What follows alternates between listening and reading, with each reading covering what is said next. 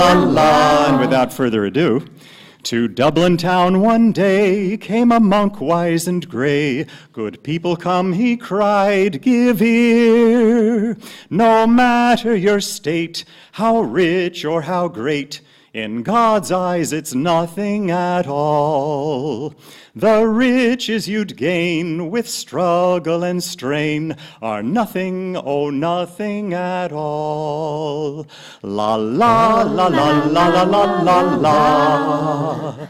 An urchin brightly thought, if all gain is but naught, and if the good Lord heeds it not, what harm would I make by lifting that cake? Why, none, the cake's nothing at all. Oh, sure, and it's sweet and soft and a treat, sure too, but it's nothing at all. La la la la la la la la la. He'd spied the cake itself on a bakery shelf, so angel-like he smiled and drew near. As trout swallow bait, he lifted that plate and ran like a two-legged deer. Yes, off he did run, just like shot from a gun, or wind, or a two-legged deer. La la la la la la la la la. The baker's wife now sped, took a stick to his head, and scolded well and angrily. Ow, ouch, the boy cried, that wicked monk lied. All gain, he said's nothing at all. Take that, she replied, if gain is your guide, this pain too is nothing at all. Take that, she replied, if gain is your guide, this pain too is nothing at all. La la la la la la la la la. All right, thank you very much. Good morning. Good morning. Our readings are taken from Rays of the One Light, the weekly commentaries in the Bible, and Bhagavad Gita by Swami Kriyananda. This week, the law of karma, bondage or soul release. Truth is one and eternal. Realize oneness with it in your deathless self within. The following commentary is based on the teachings of Paramahansa Yogananda. The Epistle of St. Paul to the Galatians contains this oft-quoted statement, "Be not deceived, God is not mocked, for whatsoever a man soweth, that shall he also reap." In Autobiography of a Yogi, Yogananda tells a story from the life of the Benares saint Trilanga Swami. A skeptic once determined to expose Trilanga as a charlatan. A large bucket of calcium lime mixture used in whitewashing walls was placed before the Swami. "Master," the materialist said in mock reverence, "I have brought you some clabbered milk. Please drink it." Trilanga unhesitatingly drained to the last drop the container full of burning lime. In a few minutes, the evildoer fell to the ground in agony. "Help, Swami, help," he cried. "I am on fire. Forgive my wicked test." The great yogi broke his habitual silence. "Scoffer," he said, "you did not realize when you offered me poison that my life is one with your own. Except for my knowledge that God is present in my stomach, as in every atom of creation, the lime would have killed me. Now that you know the divine meaning of boomerang, never again play tricks on anyone." The well-purged sinner, healed by Trilanga's words, slunk feebly away. Yogananda goes on to say, "The reversal of pain was not due to any volition of the master, but came about through unerring application of the law of justice, which upholds creation's farthest swinging orb. Men of God realization like Trilanga allow the divine law to operate instantaneously. They have banished forever all thwarting cross-currents of ego. Not by reason alone, but by self-realization are the ins and outs of destiny fully understood. Their web, though tied forever to the post of ego motivation, is too intricate to be perceived as a single thread. Only great masters can see it with clarity. It is visible to them in all its workings, not from within the tangle, but from above in superconsciousness. As Sri Krishna said in the 4th chapter of the Bhagavad Gita, he who beholds inaction in action and action in inaction is wise among men. He is one with the Spirit. He has attained the true goal of action, perfect freedom. Thus, through Holy Scripture, God has spoken to mankind. Om, Om,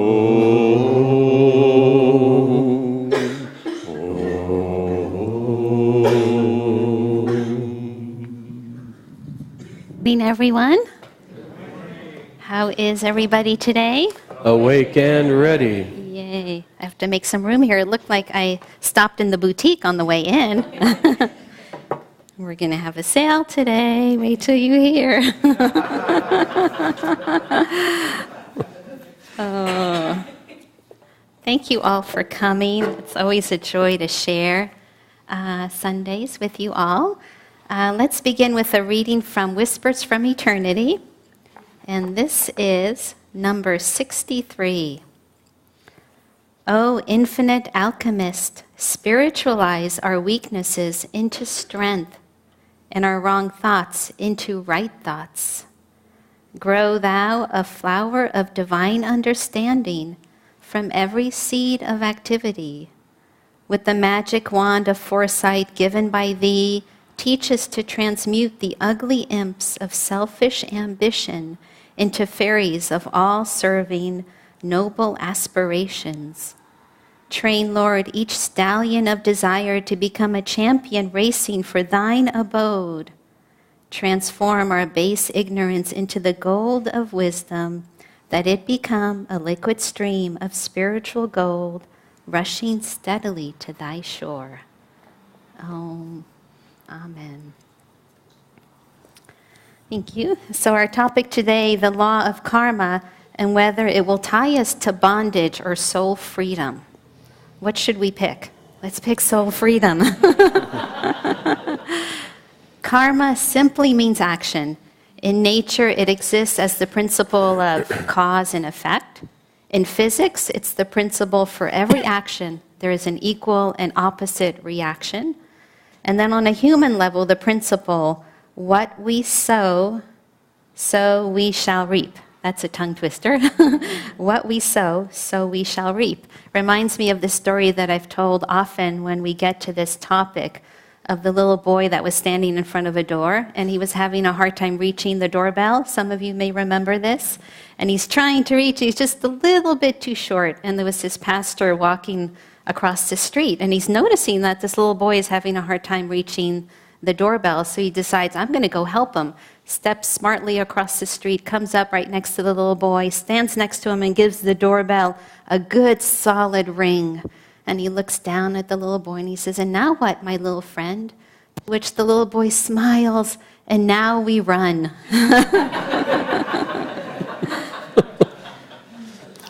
No action exists as a separate, isolated event. Everything is part of a great network.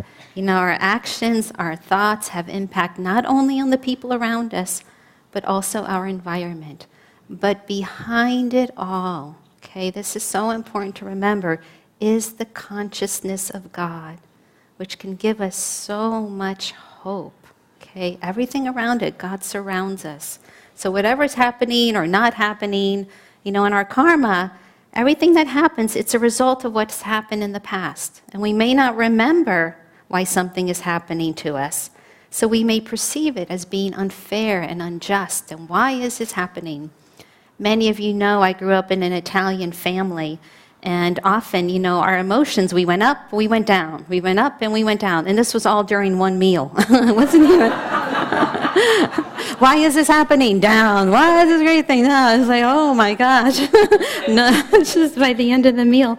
But the masters come and they remind us to stay in the middle and not to go up and down, because life will take us up and down. Oh, this is a great thing. Oh, this is not so great.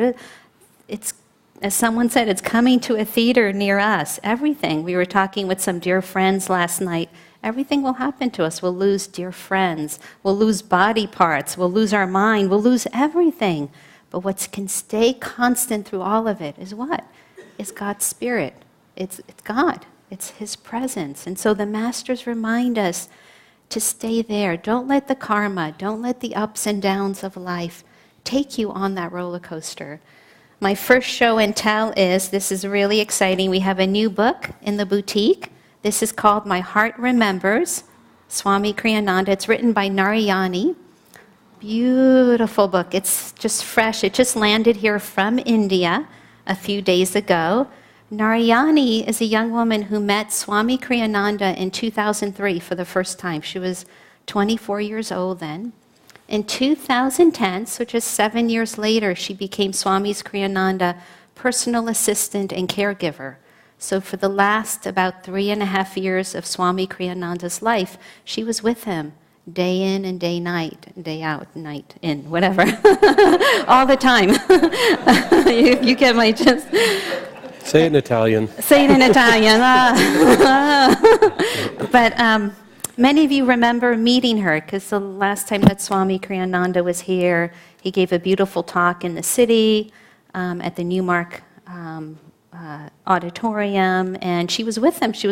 I had no clue. Then it really dawned on me. She really was his personal assistant and caregiver and dear friend. And so this is the story of Swami Kriyananda from her eyes and all the experiences that she had. And it was so beautiful, too. She takes you through her own personal spiritual journey, awakening from the beginning of her life. It's just lovely, and it's told. Many of you who have met again Narayani know this is all from her heart. It's just heartfelt. It's a beautiful book, and then there's lots of lovely pictures of Narayani with Swami Kriyananda and just of Swami. It's just very special. But just a couple of weeks ago, the reason why I'm mentioning this book is a couple of weeks ago on Facebook, of all places, there was this picture of her, and now she and her husband right now are in India, and they're touring all around India. They're sharing her book. She's doing a lot of book signing. She's doing a lot of what we call satsangs, which means basically a spiritual gathering. So in this, there was this picture of her signing what looked like she had a pile of her books. She's signing, and her left hand was all bandaged up. And so I read the little caption underneath. It said, "Grace continues to flow, and karma continues to be burnt in the most joyful way. An interesting morning, I was bitten by a dog. Yes, on my left arm. Nothing serious, just a few holes, but we're still friends. He was gracious enough to choose the left arm. That way I can still sign books for our satsang tomorrow." We're eager to meet everyone there. And then she writes, "I feel happy, lighter, and grateful to Pablo, the dog's name, who was the chosen channel for the removal of this, perhaps now, unnecessary karma. I love my life."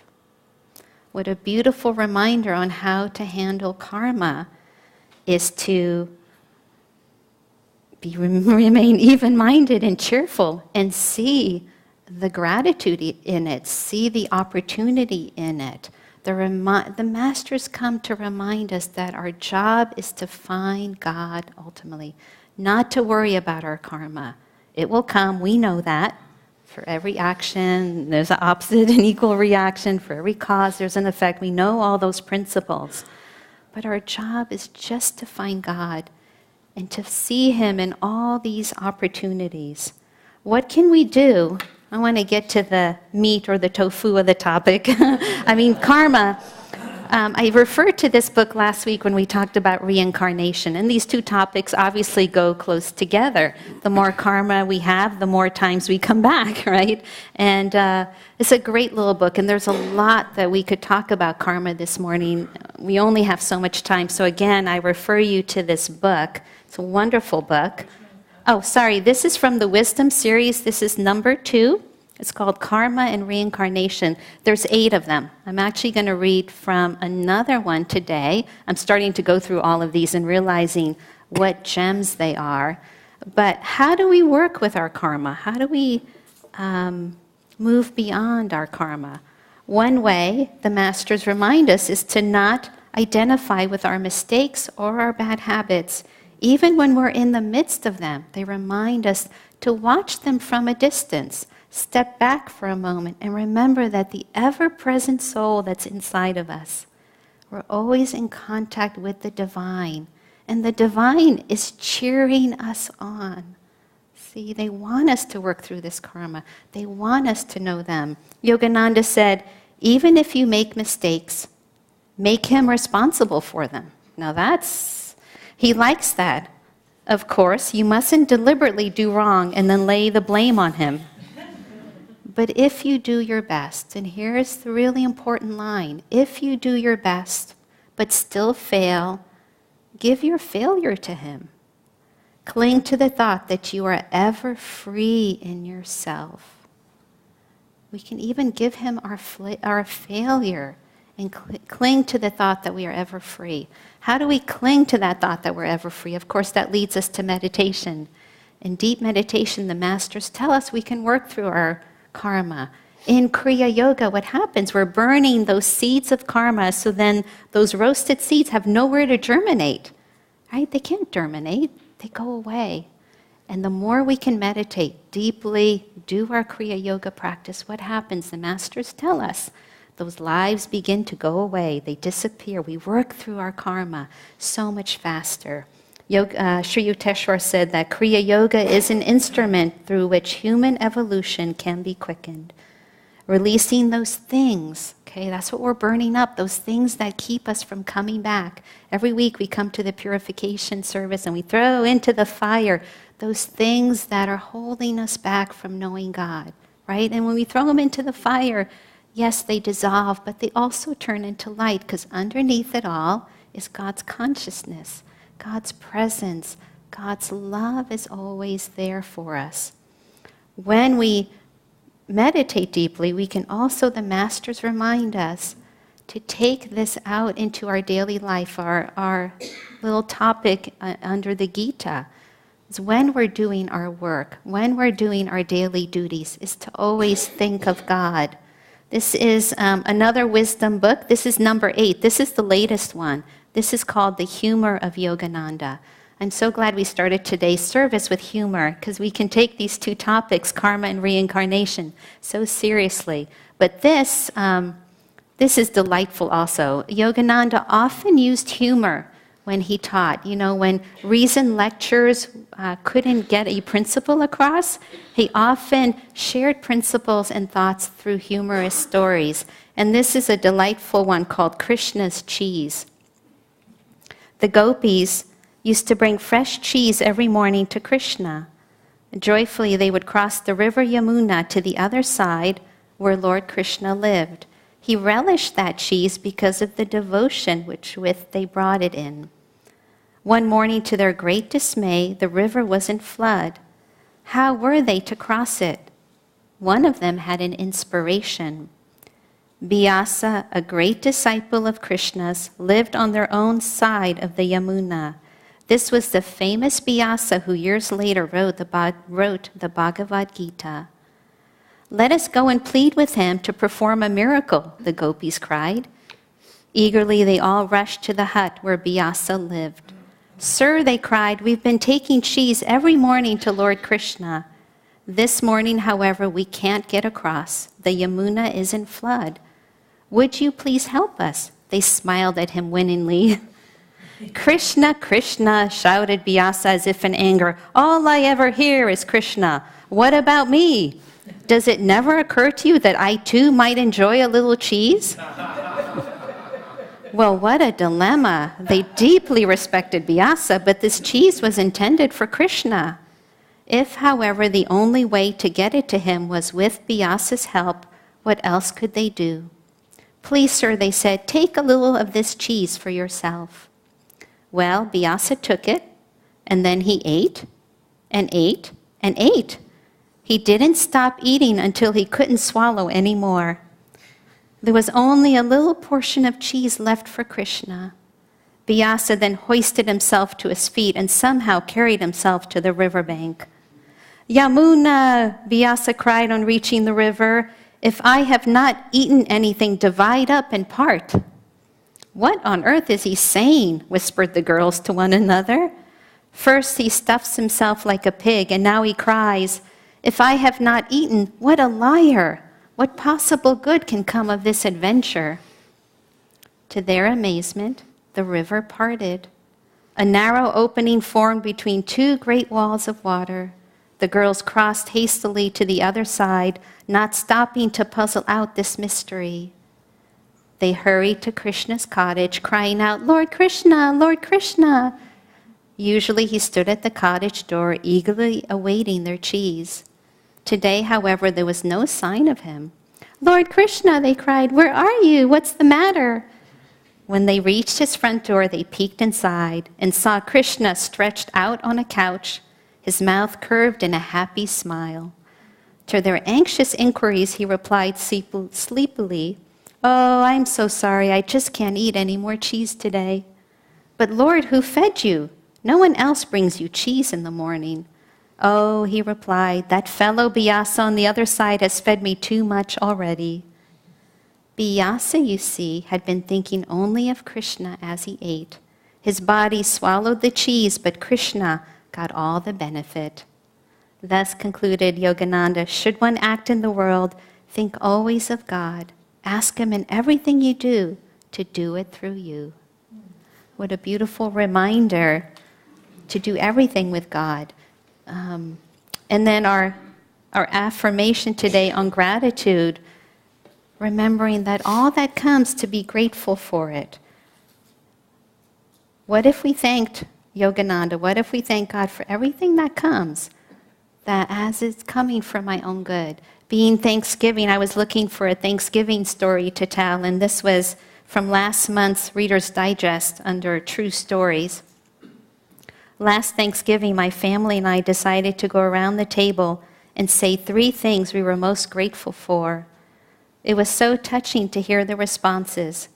When my turn came, I heartily stated, my family, my family, my family. As everyone smiled with love and agreement, I noticed my 7-year-old granddaughter looking bewildered. Once we started eating, she came up to me and whispered in my ear, next time, Grandma, I'll help you come up with more things to say. Or she said, you can borrow one of mine. Isn't that sweet? The masters come to remind us to be grateful for all that happens. Because what happens when we're grateful, the heart opens and it doesn't close down. When these things happen, when we can't explain, we can't understand because we don't know when these things happen. If we're not grateful, we close our hearts, right? And so gratitude is such an important thing. We can open our hearts and just ask God for clarity. Can you help me through this test? Can you help me through this situation? I don't understand why this is happening. Can you give me some clues, or can you just be with me? Through this, I'm offering my love. I'm offering my gratitude. Another important way to work through our karma is just to love God. You know, God is the order of the universe, directing everything we do towards that experience of oneness with God, cultivating that sense of yearning, that all lesser things, they will fall aside. You know, the more we search God, the more we try and meditate, the more we surround ourselves with thoughts of God, those lesser things we don't need to worry about. They will fall aside. As Jesus said, to one who loves much, much is forgiven. It all goes. All those things go.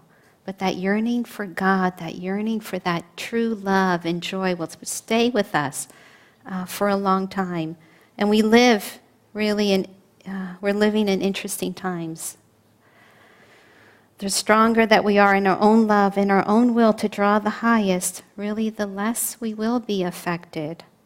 We're being called to keep our energy positive, uplifted, and not judge the world for whatever karma it's happening.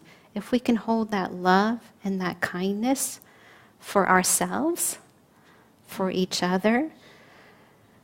If we could stand, sometimes we need to stand for what is right also, but if we could do it in the spirit of love, of kindness, ultimately it's that love that conquers all. It's that love that's going to change the world. It's that sense of unity. We're right on the heels now of our Christmas season. Next week there'll be, or later today, there'll be an announcement of our World Brotherhood Day celebration. That's a celebration of the unity of all life, of all traditions, of all faiths. Yogananda, this was one of his main messages when he came to America. One of the first churches he created was a church of all religions. The reminder that we're all one in that love, in that joy, and we're all under the surface. We're all the same. We're all loving God. We're all one in His eyes. So we hope that you can join us next week for that celebration. We'll have people from different cultures and traditions sharing how in their culture, their tradition, Yogananda's principles of world brotherhood, the simple living, high thinking, manifest in their particular culture, their particular tradition. So it provides to be a really colorful and celebratory evening. But ultimately, Yogananda reminds us that it's love that conquers all and supersedes all. As we know, he said, when I'm gone, only love can take my place. That's what he said. He created how many communities, how many books, how many lectures did he give around the world? And he said, only love can take my place. And Narayani, when you read her beautiful book, it's just about the love that Swami Kriyananda shared in the moments, his kindness, with anyone he met, people he didn't know, people he knew. It's all he radiated. And even though he was author, musician, everything, all that he had created, just came down to that, how much he loved every single person he met. So we're grateful for all of your friendships. We're grateful to be sharing this path together. Let's support each other on our own journey to self-realization. May we all come home quickly to the divine. God bless us all.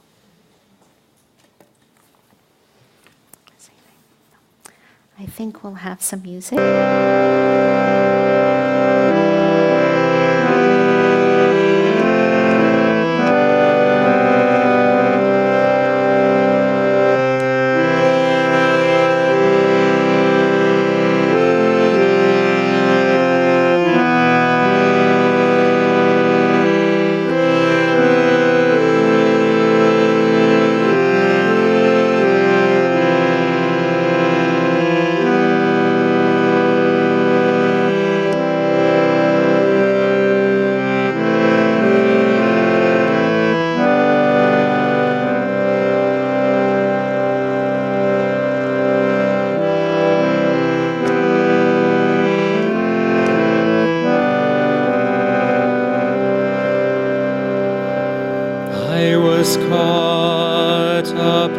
ecstasy.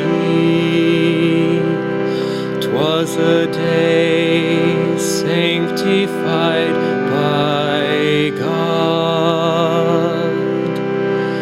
There He showed me the truths of heaven,